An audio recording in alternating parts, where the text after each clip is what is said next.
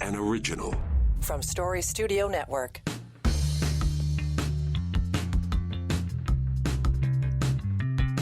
We're back. Welcome in. Look at that. It is Now and Next. I'm Dave Trafford. This would be our flagship podcast at Story Studio Network.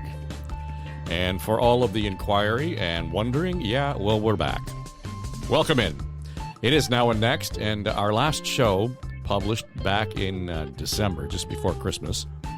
And so I'm grateful for those of you who reached out and said, "Where'd you go?" Fully intended to have the show relaunched by the end of January, but I, like many of you, got hit with that nasty, nasty cold. It might have been the worst cold I've ever had. I mean, seriously.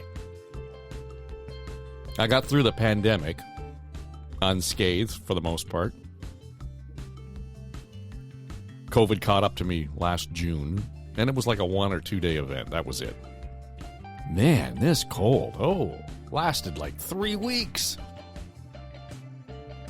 And I won't describe the effects of it. We'll call it a productive cough. So I got over that, I thought. And then like 2 weeks ago, I get hit again with the February cold. So I'm hoping that I'm not in line for a March cold. Needless to say, that helped sort of stall and delay any plan to relaunch and get Now and Next back on the deck. But we are doing so, and here we go.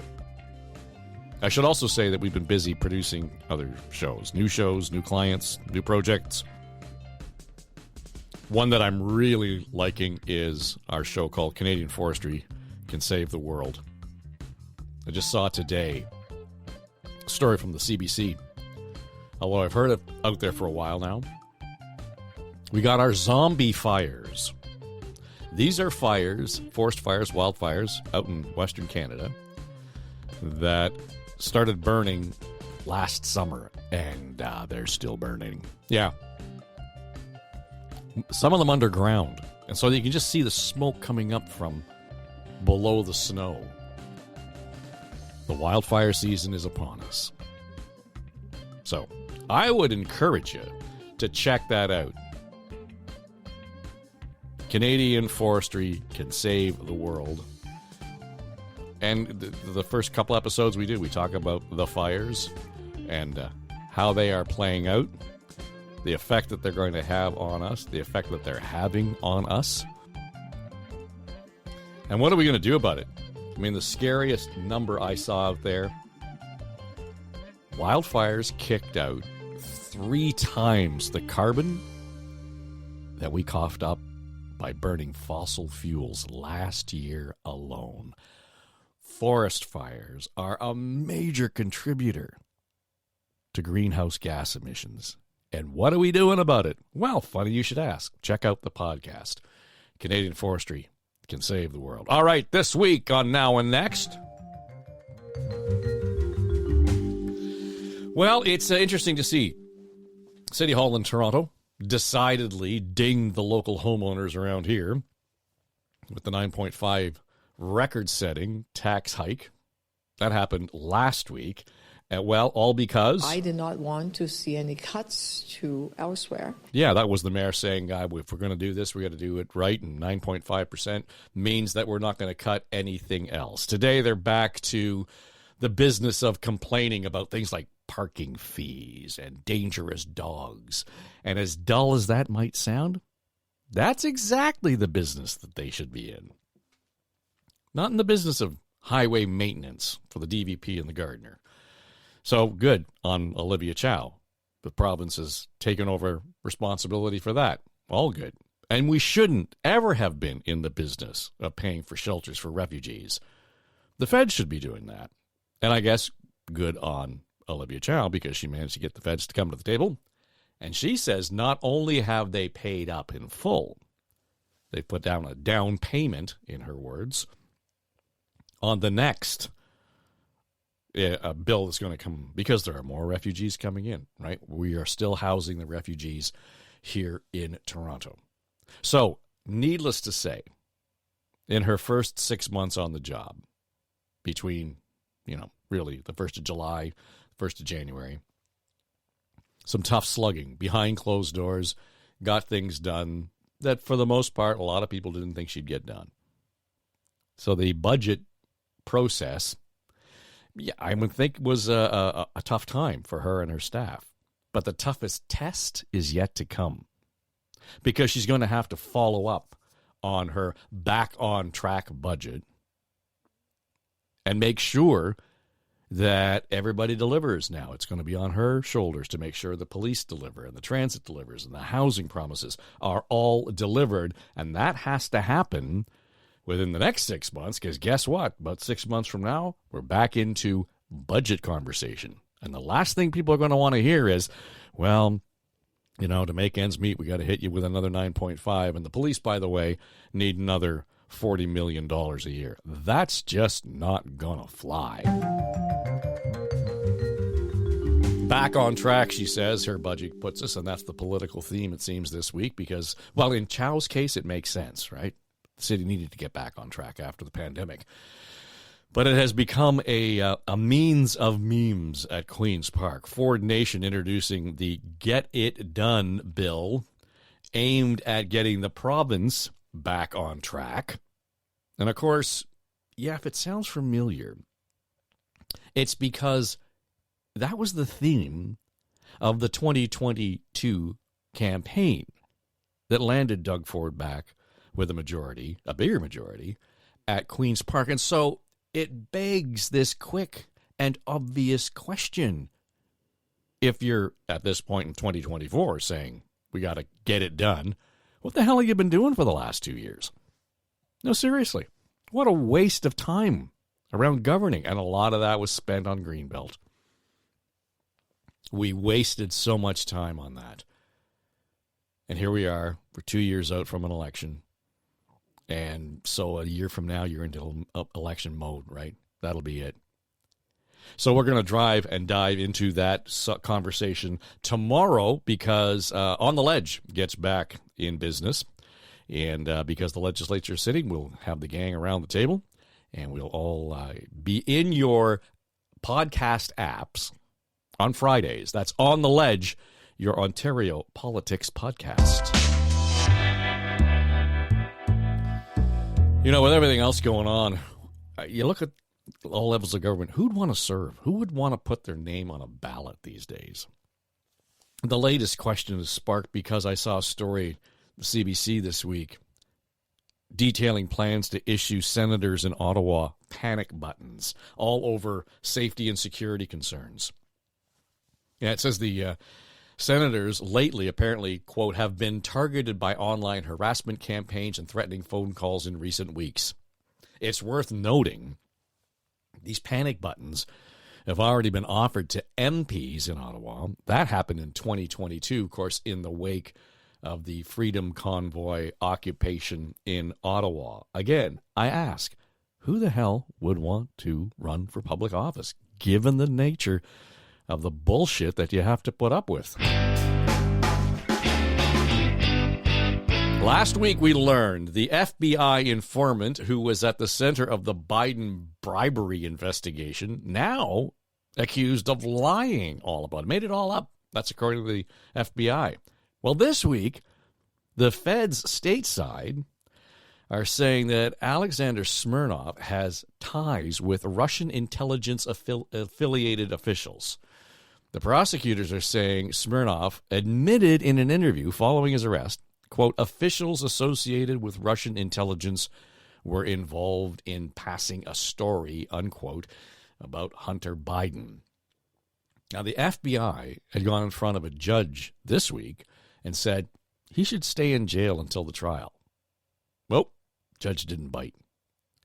Daniel Albrechts is allowing Smirnov to be released, but, you know, to be fair, he is subject to GPS monitoring. What could go wrong? Are you a Costco customer? Great piece in The Economist this week. If you subscribe to nothing else in terms of your news, The Economist is worth it. They're explaining how and why the big box retailer is so beloved. Here's a hint. 40 or so years ago, you could go to Costco and you could buy a hot dog and a drink combo. The cost? $1.50 for your hot dog and your drink. 40 years later, your hot dog and your drink still offered at Costco. The cost? $1.50. It hasn't changed. Has not changed. It's a fascinating insight into what's going on at Costco. And so I put a link in the show notes. I subscribe. This is my gift to you. Check it out. It's a really cool story. And basically they make all of the backbone of all their money is because you spend $60 to be a member. All their membership fees are really driving the business at Costco. It's a really great insight into how they can keep their prices down and still serve you as a considered and valued customer at Costco. Hey, did you hear? You might not have heard this, but the Prime Minister is pissed off. I'm pretty pissed off about what's just happened. Yeah, he was really pissed off. Pissed off, almost mad enough to say something. All this over the job cuts at Bell. You probably heard about them, right? I got news for you. There was also job cuts at Chorus that nobody's heard about. Kind of on the QT. I'm seeing things on social media. Some friends are kind of poking up and, yeah, there have been job cuts at Chorus that have just gone quiet. Nonetheless, Bell is in the crosshairs. So the feds have summoned Bell executives to the Hill for a grilling over this latest round of layoffs. You will recall back in June-ish of last year, 1,300 people at Bell Media got fired. So I can't wait to see how this plays out because, as you know, if you've been listening to me, Ottawa has managed to turn a shit show into a dumpster fire when it comes to media in this country, particularly journalism. And it's interesting to me as I hear the Prime Minister, get so angry. I'm pretty pissed off about what's just happened. Yeah, because, where was all that PM pissed offedness when the CBC, which gets way more money than Bell Media does, or any other private broadcaster from the federal government, i.e. your money, my money, where was that pissed offedness when the CBC announced 600 layoffs just 2 months ago? Now, I know we're all throwing this number around. Well, that's 600 compared to 4,800. Bell Media layoffs amounted to just over 400, less than 500. Now, that's nothing to sneeze at. But the 4,800 layoffs apply to BCE. BCE is Bell Media's parent company. So don't you think it's ironic that he's bitching and complaining about the demise of journalism and good storytelling when he got sucked into a headline that had nothing to do necessarily with the facts of the story? He's complaining about Bell Media and all the shit that they've done because the headline said layoffs at 4,800. Well, no. Bell Media didn't lay off 4,800 people. Still, reason to be pissed off if there's, 500 or 450 on top of the 1,300 last year? Sure. But he didn't react at all to what happened at the CBC. Really? Isn't that kind of interesting? All right, today as we record, it's February the 22nd, and what we'll want to do is we'll give you some of the news of the week as we have just done, and then we're going to talk about stories where there are solutions, where there are problems happening right in plain view in the world you live in. And because today is February 22nd, it is, among other things, National Human Trafficking Awareness Day. And I know you're saying, what the hell's that got to do with me? You might be shocked to find out that, in fact, human trafficking is happening in plain view in your neighborhood. I read a story heading into Super Bowl weekend, and there's always these phenomenal statistics that come up around Super Bowl, and the amount of beer that's drunk, and the amount of chips and all that kind of chips and dip that gets sold and consumed and everything else, and there are all does the toilet get flushed more during halftime, and all those stories that come up, and the ones you expect. One of the stories that I have never seen, and I like to think I'm paying attention, is that for some reason around that weekend, around the game, particularly game day, human trafficking seems to spike. Now, I don't know if that's just in the United States, but it certainly kind of piqued my interest in as much as we're looking at, there's a national day to observe human trafficking. And I got to be honest with you, it's just not on my radar. And I don't think I'm alone. I don't think I, sort of sit there and think I'm unusual in my perception that this is an unusual circumstance. Mm-hmm. But when I read that, we talk about human trafficking and it's happening in my neighborhood within a kilometer of where I live, et cetera, somebody is being lured, and those are the phrases being used, kind of piqued my interest. So we thought we should talk about this a little bit. And Janet Campbell is the CEO and the president of Joy Smith Foundation, joins us from Manitoba this morning, which means you got up a little earlier than I had to get up to do this. So thanks for doing that.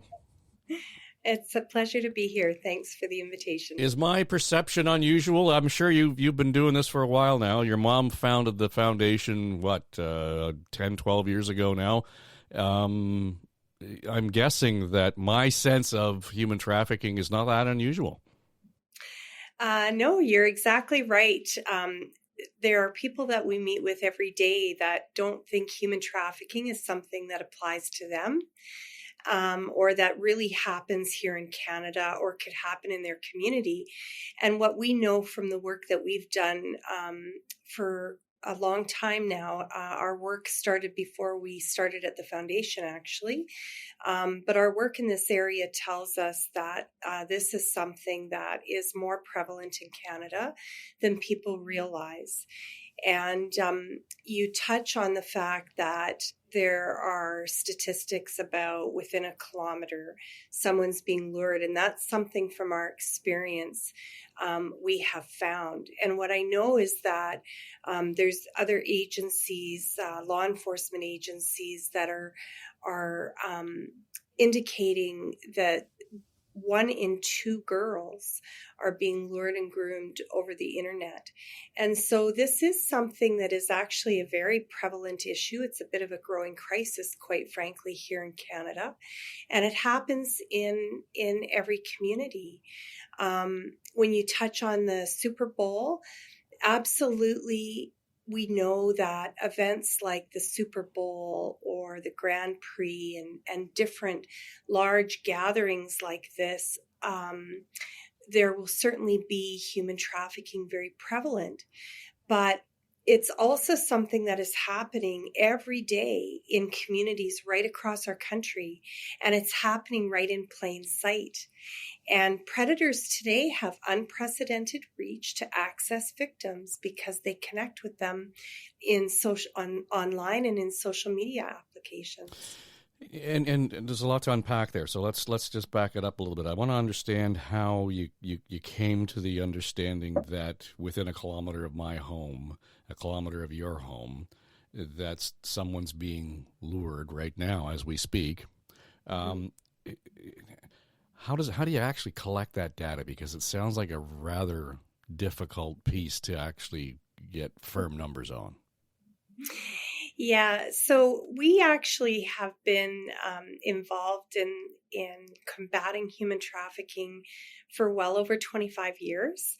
It first came onto our radar when a student in my mom's class, my mom was a teacher and she's the namesake of the foundation, and it was a student in her class that was actually trafficked, and where we first became aware.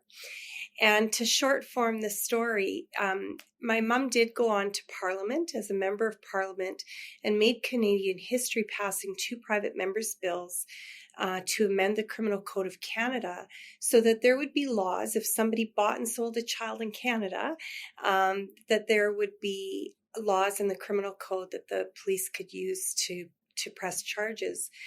Let's And just stop that for a second. Up until recent memory, there was no law that prevented someone from buying and selling children.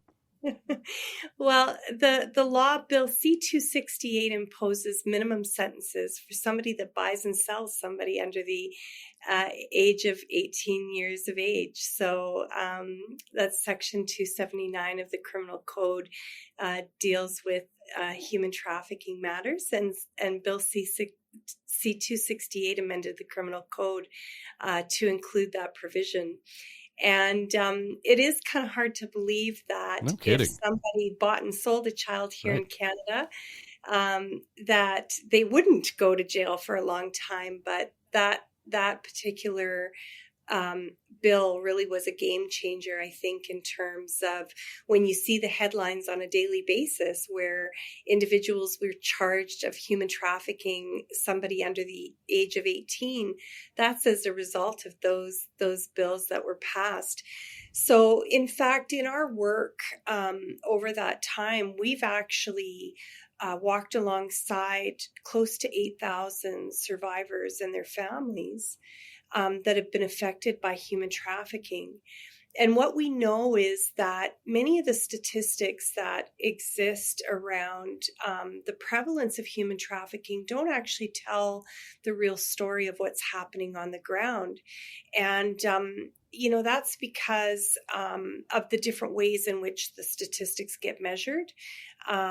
For instance, sometimes the report might be based on the number of charges that get laid, or, the number of cases that are prosecuted, or some other measure like that. But what we know is from the close to 8,000 cases that have walked through our door, in fact, many of the cases go unreported.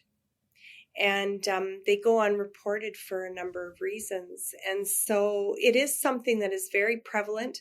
I can tell you that we've done work right across the country, and there is not a community that I can't go into at this point and think about a case that we've been connected to in some way over that time. Yeah, I can think, you talk about the survivors, those, I'm assuming you would qualify that as someone who's been rescued from being trafficked.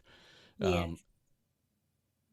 What's the ratio in terms of those whom you have not yet found, those whom you have not yet reached but are pretty sure out there? That's a great question.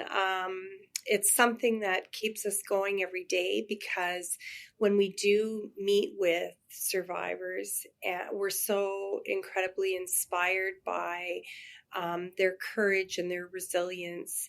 And they're just amazing individuals that have been affected by a very heinous crime.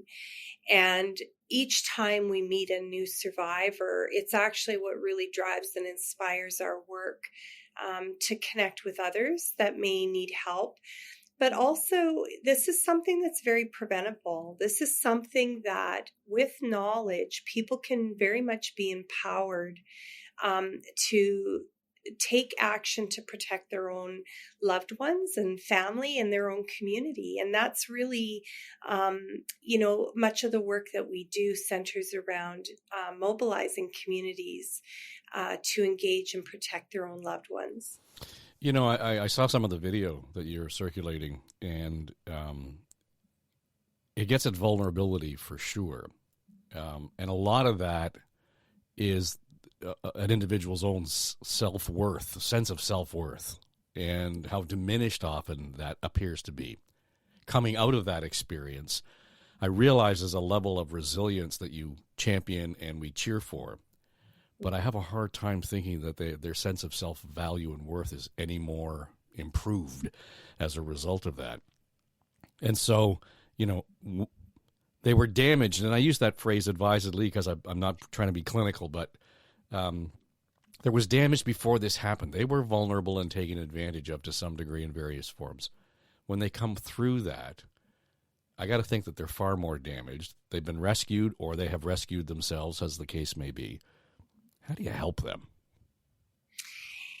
Yeah, so a couple of things that I'd like to touch on there. First of all, anybody who gets victimized they have vulnerabilities of different kinds. And we've had victims that come through our office that, quite frankly, are people pleasers. And that makes them vulnerable to somebody who wants to prey upon them. And so we know that certainly when individuals are looking to fill something that may be missing in their life, that could be something emotionally that is missing, where they're, looking for connection and attachment. Maybe they do have, a sense of, am I lovable, or, am I worthy of a relationship, and those types of things. There's no question that many cases that we have include that, but there's other vulnerabilities as well. It can be that somebody has economic vulnerabilities. So it's really understanding that really anybody can be vulnerable. Perpetrators that pursue this operate in different ways. And so what we see is that our victims come from all different kinds of backgrounds. And when you say that once they've experienced something like this, they have been victimized. So there is no question that the extent of their trauma is beyond things that you and I would want to even imagine. And we know that victims suffer from post-traumatic stress and other trauma-related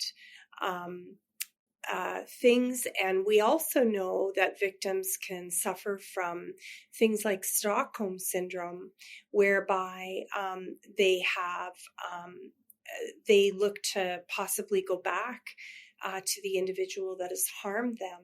And so there's a number of things that when a survivor comes out of this, it's very complex. It's a complex issue, and they need lots of help and support to walk alongside them.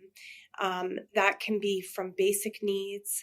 It can be to support for counseling and trauma. It can also be to just really encourage them and give them validation that they really are worthy of whatever their dream may be as they look forward in their life. So we have many, many survivors that we've worked with that have gone on to recover and overcome their ordeal. And they have incredible lives where they may have gone on to be married and have kids of their own. They've gone on to have very good careers, and they're very high contributing members in their communities. So this is something that people can overcome, but it certainly is a very complex issue. So what role does the foundation play in that then? Because clearly it can't be a one-size-fits-all, come in one door, out the other, everything's taken care of. I can see where the foundation is necessary to provide support for maybe other support agencies. How does that fit in? Where does it fit? Yeah, I appreciate the question. So we always talk about how education is our greatest weapon. And first of all, it's our greatest weapon in prevention, so that communities actually can know and understand what this looks like and how they can protect their own loved ones and their own communities. And so we do a lot of education to prevent this from happening in the first place. Once this has happened, and there's a number of individuals that could intersect with a survivor, we work on providing education and programming and training for those individuals as well, so that they are they're better equipped. They have more tools and resources in their toolkit to be able to draw upon when they may encounter somebody who has been victimized. And as we walk alongside victims, we have programming that helps to support them through trauma and understanding what they've been through and laying out goals for their future, and will help to connect them to different agencies and different resources that may play a role in that. Because this is a very complex issue, and it really does require a variety of different supports. And that can be very daunting for somebody who has been through this to navigate. It's very daunting to navigate what supports and resources are out there. And perhaps how do I navigate the judicial system as well? Yeah, and this is a common, you will know this is a common theme, in as much as we start to talk about these very specific issues that are broadly experienced in society, like human trafficking, mental health. There are all kinds of silos here, but your point around navigating the system often victimizes people all over again if they're not taken care of. I mean, there's a certain trauma that can be baked into the system itself, as well intended as it may be, right? Very much so. At what level are you kind of got one eye on being able to say, I realize you're trying to help here, but this really isn't helpful? Well, that's where education comes into play. And, we learn from the survivors that we have the honor of working with on a daily basis. We have survivors that now work with our foundation, and they work to help other survivors.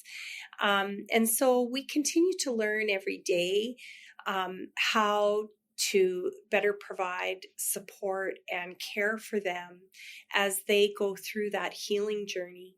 And we translate this into education and training that we can provide out to other agencies, and therefore we build capacity more quickly, because unfortunately this is a growing crisis here, and we need to build much more capacity to address it. You talk about the number of kids who are lured, via the internet, and I can see that that's just, a lot of worms in that can. It's really hard to control on any level. Yeah. But is this predominantly more likely to be young girls or women at risk than boys or young men? What we find is that youth are the most vulnerable. Youth are the most vulnerable for a number of reasons, but they ultimately are more impressionable, and they're more easily manipulated and controlled than somebody that may have more lived experience. And so what we find is that youth are targeted and that they're extremely vulnerable. Yeah. We have historically found as well that we do have more girls than women. However, we have seen quite an increase as well in boy trafficking. And we're primarily talking today about sex trafficking, but there's other types of human trafficking like forced labor. So to paint that picture for me, because, when I think of the stories around trafficking, some of it primarily, usually it's around sex trafficking.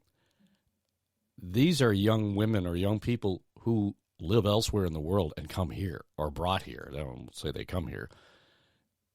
What's that network look like? Because that gets a whole new level of complexity when we start to talk about, never mind jurisdictions across Canada.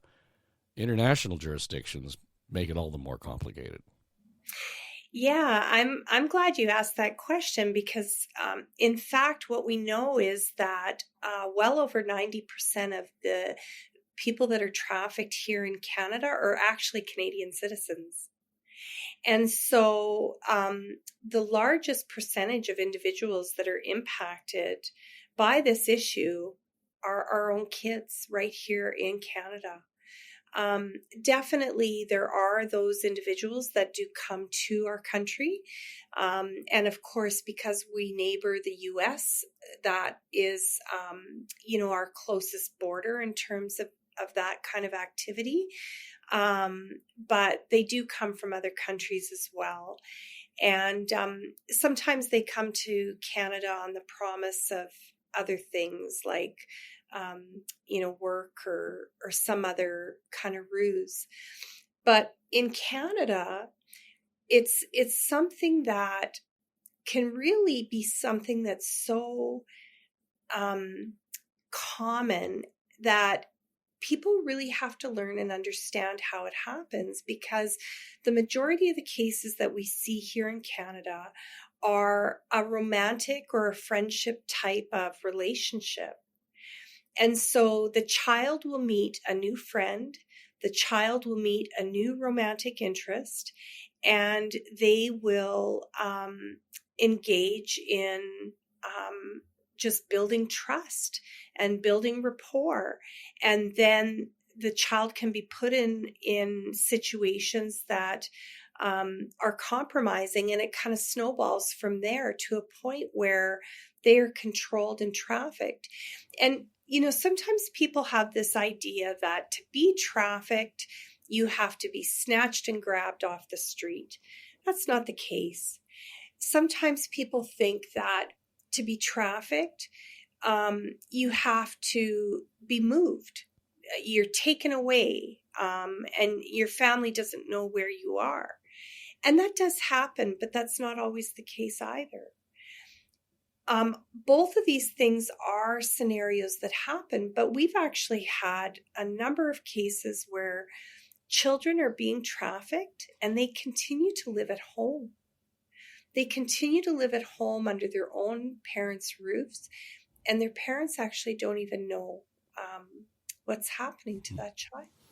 I can't imagine the trauma for the parents once all of this becomes obvious, and assuming it was a relatively healthy, family setting for them. And I mean, as you say, this isn't just about people who are disadvantaged. This happens right across all demographics, and I would think economic resources for the families themselves. So it can be very devastating, and both survivors and families will carry a lot of blame and shame for what they've gone through, and they're not the ones that are to blame, and they shouldn't be the ones to carry the shame. So who is? Because you're talking about buying and selling, and there's a dollar value here, which means there is a market here. And I know that's not necessarily your lane to actually go out and deal with the diminishing that market, because eventually that gets into law enforcement. But where from your seat do we need to go to make sure that we just eliminate the market? Is it possible?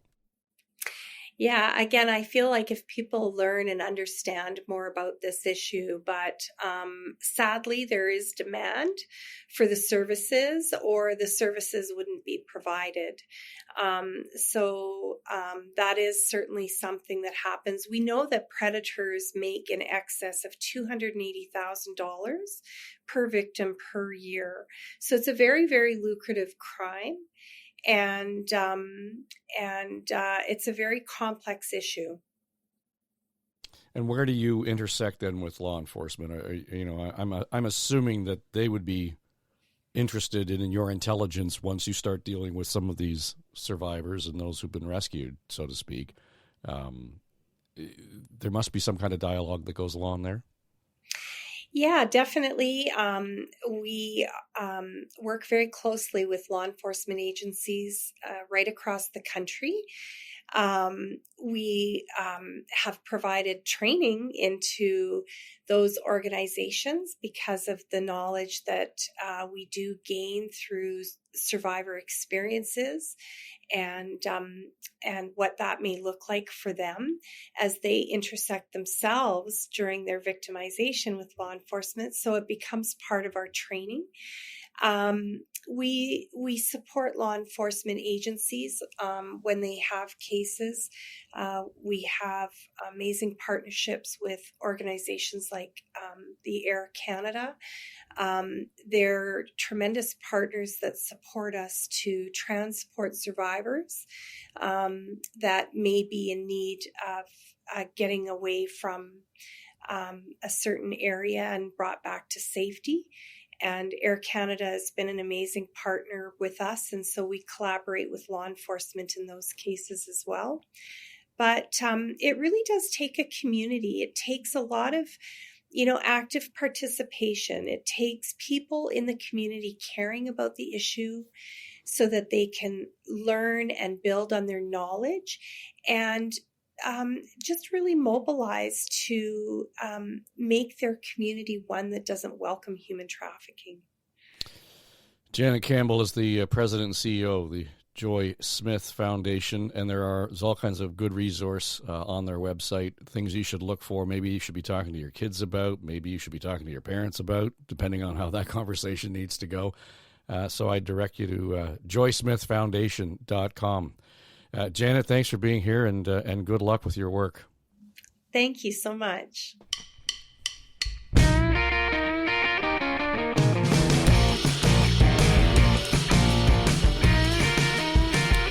All right, that'll do it for us. Yeah, we're back in the saddle. Welcome to have you.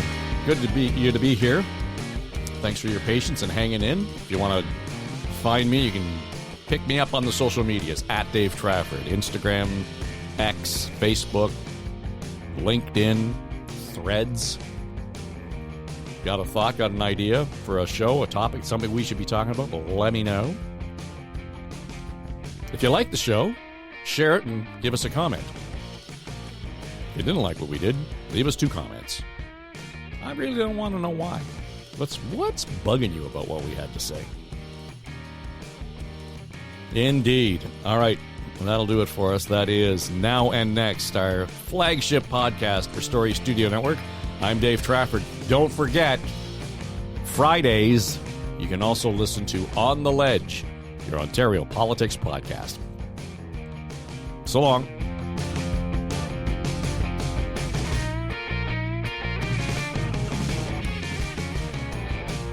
Pay no attention to that man behind the curtain.